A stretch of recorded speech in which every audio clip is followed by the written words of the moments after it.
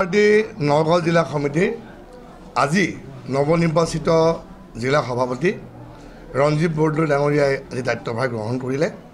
আজি জিলা কাৰ্যালয়ত এক খুব সুন্দৰ অনুষ্ঠানত আমাৰ জিলাৰ বিভিন্ন কাৰ্যকৰ্তাসকল ৰাজ্যিকৰ জিলা মণ্ডল আৰু বহুত তৃণমূল আমাৰ যিখিনি কাৰ্যকৰ্তা আছে, লগতে বহু নপুৰণি কাৰ্যকৰ্তা আজি আহি সমাৱেশ হৈছিলে আৰু এটা খুব নিয়মৰে সুন্দৰ অনুষ্ঠাନରେ আমাৰ প্ৰাক্তন সভাপতি অভিজিত নাথ ডাঙৰীয়াই তেওঁৰ দায়িত্ব আজি সভাপতিৰ দায়িত্ব ৰঞ্জিত বৰদলৈ হাতত অৰ্পণ কৰিলে। যোৱা সময়ছোৱাত অভিজিত নাথ ডাঙৰীয়াই দুটা কাৰ্যকাল সুন্দৰভাৱে পৰিচালিত হৈছিলে।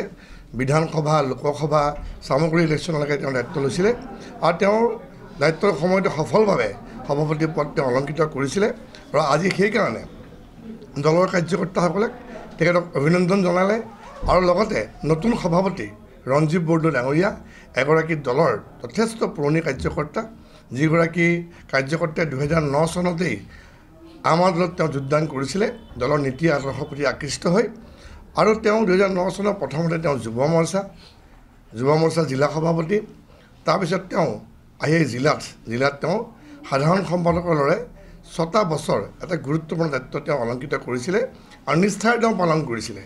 সকলো কাৰ্যকৰ্তাৰ মাজত প্ৰিয় আৰু সকলোৰে কাৰণে আপোন ৰঞ্জিত বৰদলৈ ডাঙৰীয়া সভাপতি পদ অলংকৃত কৰাৰ বাবে কাৰ্যকৰ্তাসকল উৎফুল্লিত হৈছে আৰু আশা কৰোঁ যে আগন্তুক সময়ত ৰঞ্জিত বৰদলৈ ডাঙৰীয়াৰ নেতৃত্বত আৰু সকলোৰে সহযোগিতাত ভাৰতীয় জনতা পাৰ্টি নগাঁও জিলা সমিতিয়ে যথেষ্ট শক্তিশালীভাৱে আগুৱাই যাব।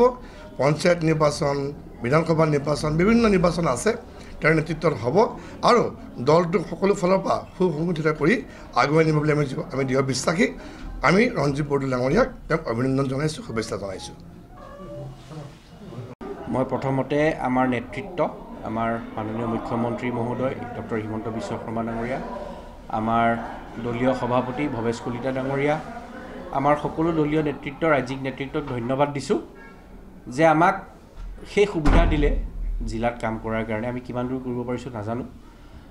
মই 5 বছৰ কাল কাম কৰিলোঁ বিভিন্ন ধৰণৰ পৰিৱেশ পৰিস্থিতি।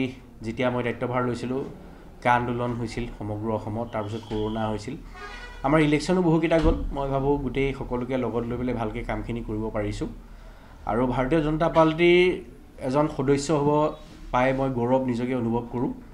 আৰু আজি আমাৰ দলে যিটো সিদ্ধান্ত দিলে যে ৰঞ্জিত বৰদলৈক সভাপতি হিচাপে নিৰ্বাচিত কৰিছে, খুব সুন্দৰ এটা সিদ্ধান্ত। ৰঞ্জিত বৰদলৈ দলীয় এজন সমৰ্পিত কাৰ্যকৰ্তা, আপোনালোকেও হয়তো চিনি পাই জানে। আজি বহু বছৰ ধৰি ভাৰতীয় জনতা পাৰ্টীৰ কাৰণে কাম কৰি আছে আৰু আমাৰ দলটো এটা পৰিয়ালৰ দৰে। আমি ইয়াত প্ৰাক্তন কেতিয়াও নহওঁ, এইটো মাত্ৰ এটা দায়িত্বহে। আমি দায়িত্ব থাকিলেও নাথাকিলেও প্ৰত্যেকজন কাৰ্যকৰ্তাই ভাৰতীয় জনতা পাৰ্টীৰ প্ৰত্যেকজন কাৰ্যকৰ্তাই দলটোক আগলৈ নিয়াৰ কাৰণে কাম কৰি গৈ আছে। আমি সদায় কাম কৰি গৈ থাকিম, কাৰণ আমি জানো দেশ আমাৰ কাৰণে প্ৰথম, দ্বিতীয় আমাৰ দল আৰু তৃতীয় আমাৰ ব্যক্তি, আৰু সেইটো কথা আমি চিন্তা কৰি আমি সদায় ভাৰতীয় জনতা পাৰ্টীৰ কাম কৰি গৈ আছোঁ। আগলৈ আপোনাৰ আৰু কি কাম কৰিব? দলে যি দায়িত্ব দিব আমি তাকেই কৰিম। দলে কি দায়িত্ব দিব আমি গম পোৱা নাই, কিন্তু বিশ্বাস আছে দলে আমাক নিশ্চয় কিবা দায়িত্ব দিব। যি দায়িত্ব দিব আমি সততাৰে আৰু নিষ্ঠাৰে কাম কৰিবলৈ আমি চেষ্টা কৰিম। দলৰ বিভিন্ন দায়িত্বত মই কাম কৰি আহিছোঁ, অতি নিষ্ঠাৰে কৰিবৰ কাৰণে চেষ্টা কৰিছোঁ।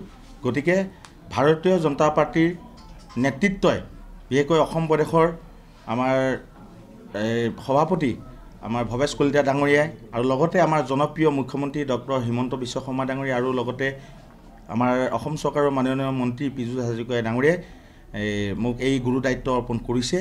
গতিকে তেখেতসকলে বিশ্বাস ৰাখিছে যে মোৰ ওপৰত বিশ্বাস ৰাখিছে যে ৰঞ্জিত বৰদলৈয়ে ভালকৈ সুকলমে আগৰ যেনেধৰণে আছিলে সংগঠন তেনেধৰণে বা তাতকৈ অধিক শক্তিশালী কৰি তুলিব পাৰিব।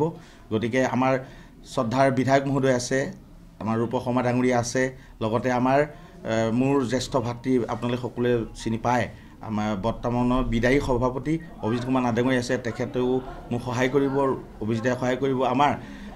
আমাৰ মাননীয় আমাৰ চামগুৰি সমষ্টিৰ মাননীয় বিধায়ক শ্ৰীযুত ডিপ্লৰঞ্জন শৰ্মা ডাঙৰীয়া আছে, তেখেতসকলৰ লগত আলোচনা কৰি মই দলটি পুনৰ শক্তিশালী কৰি তুলিবৰ কাৰণে মই আহু পুৰুষাৰ্থ চেষ্টা কৰিম।